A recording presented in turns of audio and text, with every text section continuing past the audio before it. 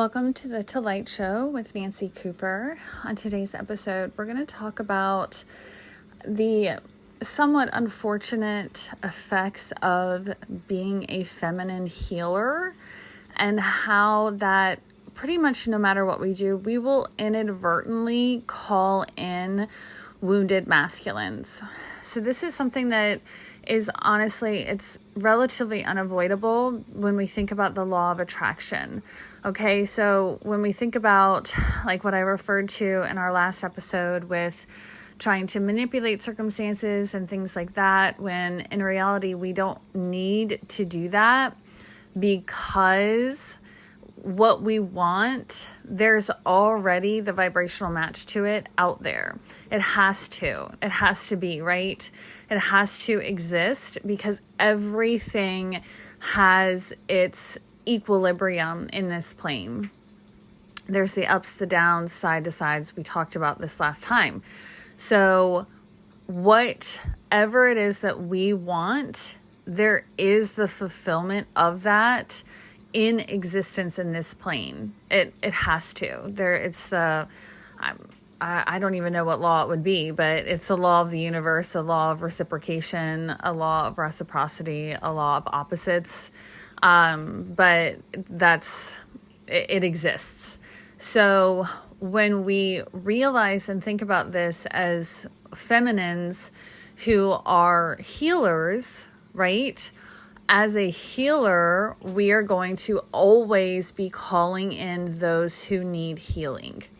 This again, it's the law of the universe. Like we are a vibrational match to that which we are and that which we do. That's what we're a vibrational resonance of. Okay, so when we're going through our day-to-day, and we're wondering as divine feminines who do healing work, who are working on healing themselves, who are more connected to the divine, who are in that sacred energy, when we're in that space, we are naturally going to attract and call in masculines who are in their wounding because they unconsciously are looking for healing.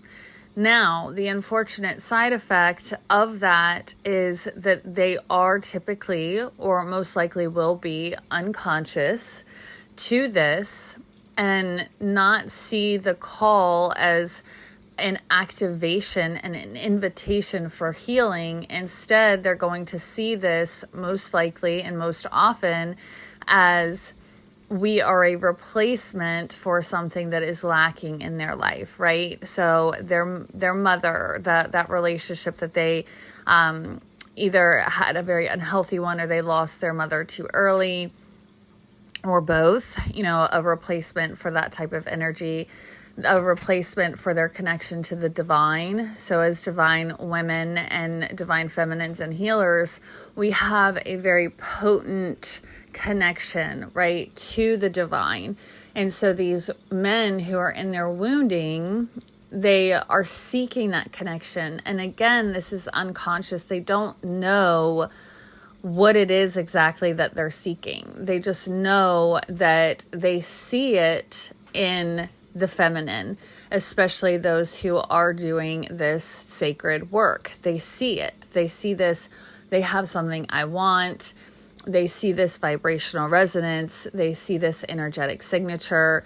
And they typically and most likely are going to be unconscious as to what exactly that means, what exactly that is, and how they're actually unconsciously being drawn to these feminines and why.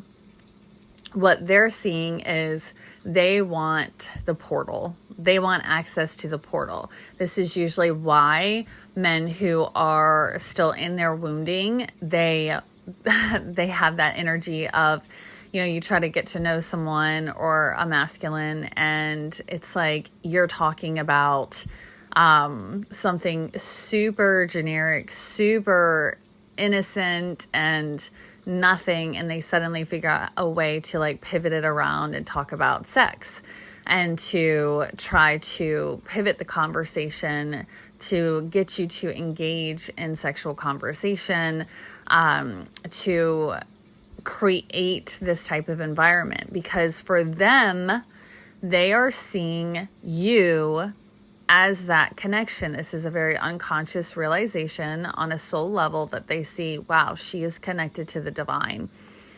And masculines connect through women to the divine. This is not the only way. I want to clarify this. It's not the only way they connect, but unconscious ones have only ever felt the connection to the divine by entering in to a woman's divine portal to the divine. That exists within our womb space. That exists within the vagina. That's why they want access and entry to it. It's not so much about sexual pleasure. Women have more nerve endings in their clitoris than a man does in his penis, especially a man who has been circumcised.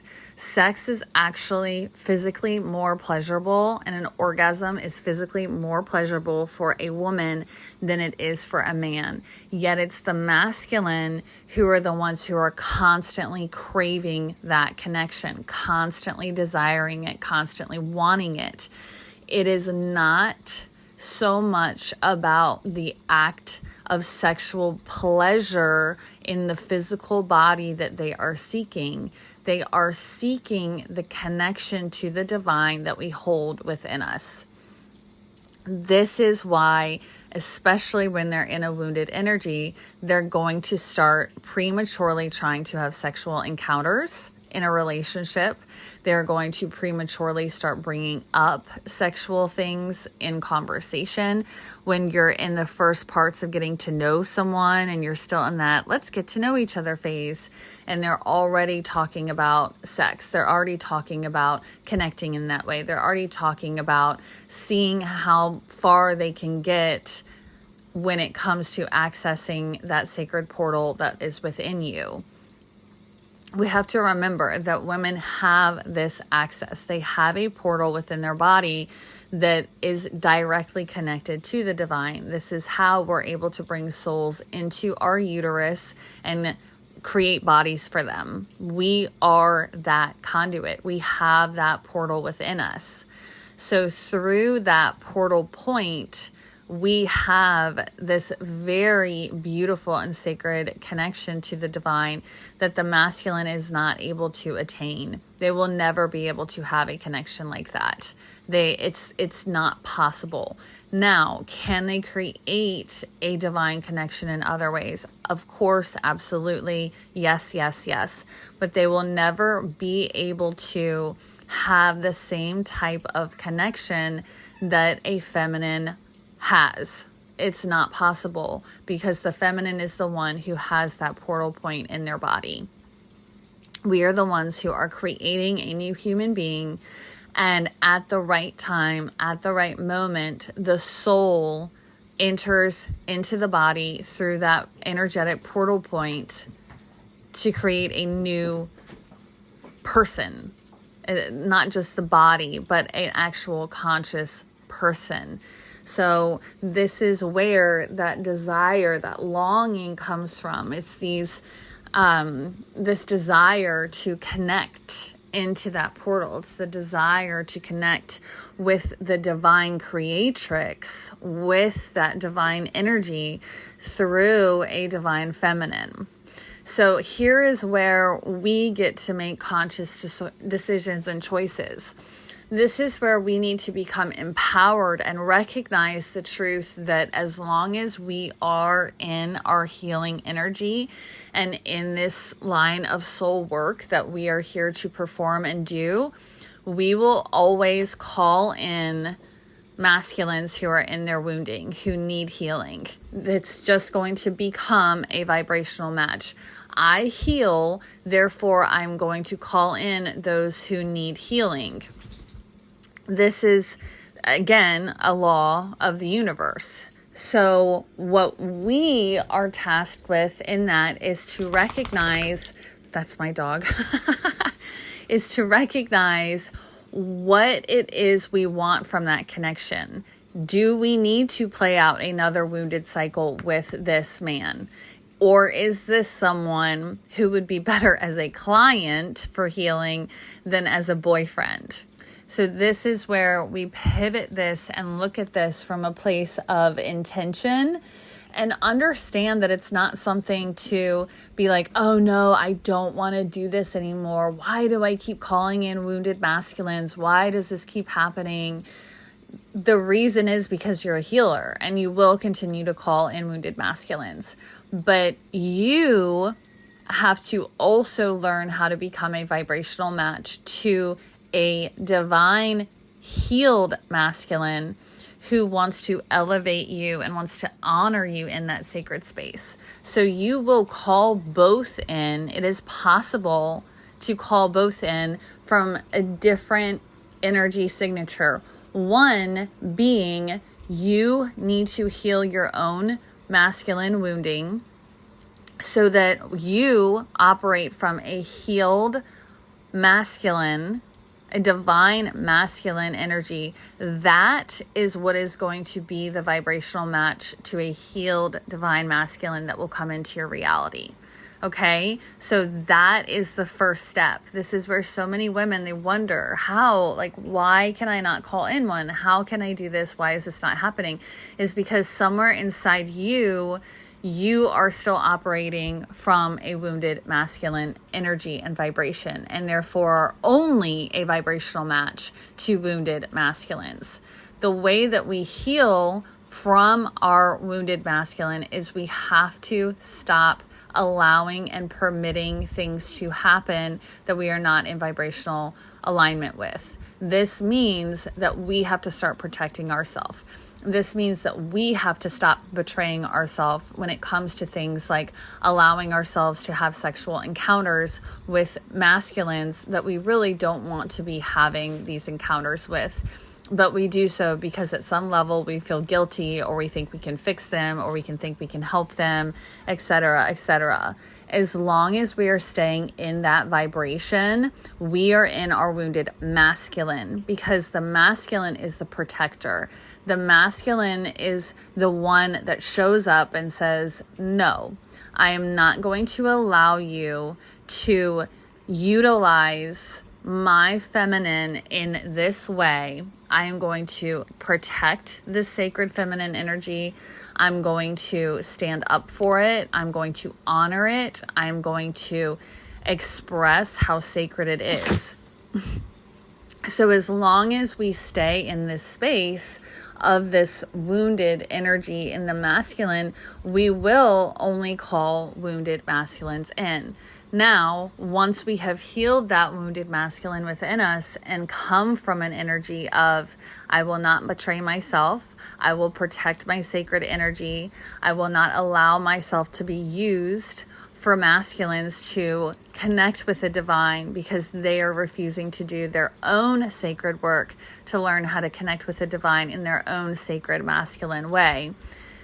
Once we have healed that, once we have come into this place of no more betrayal and fully honoring our feminine and protecting the sacredness of that feminine, we will begin to also become a vibrational match to healed divine masculines.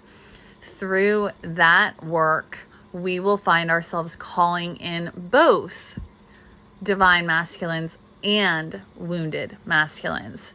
And this is, again, where we stand and stay in that energy of, I am going to honor and protect my sacredness as a divine goddess, as a divine creatrix, as a divine feminine. I will always honor and protect this. So therefore, we will not be drawn to having the wrong type of relationship with the wounded masculines. And we will allow ourselves to only be open to having deep, intimate relationships with healed divine masculines. Now, I wish that there was some easy, cut and dry way of saying, oh, here's the magic recipe for this, but there really isn't. The main step for us to recognize and understand is that it's not something bad that we are calling in wounded masculines. It's something that we need to understand and recognize. And the next step of that would then be to look at that and say, okay, now what part in my experience am I allowing these wounded masculines to play? Are they only coming in as paying clients for me? Or are they coming in some way to use my divine feminine and my divine access portal point to figure out some way for them to avoid doing the work themselves? This is the difference, okay? This is the difference. So we have to start protecting and being in our healed masculine, our divine masculine, by coming into that energy. Once we have done that, that's when the rest will fall into place. That's when the magic will begin to happen in our reality, and our shift in the perception and physical experience and reality of our relationships with the masculine. So release the idea that calling in wounded masculines is bad.